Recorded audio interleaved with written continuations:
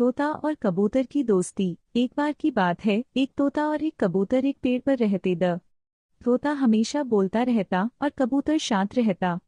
एक दिन तेज आंधी आई, कबूतर का घोंसला गिर गया। तोता ने बिना सोचे अपने घोंसले का आधा हिस्सा उससे दे दिया। कबूतर ने कहा, तेरे जैसे दोस्त मिलना मुश्किल है। तोता मुस्कुराकर बोला, दोस्ती में हिसाब नहीं होता। ट्रैप से दोनों हर काम मिलकर करते हैं, एक बोलता है, दूसरा सुनता है और दोनों एक दूसरे का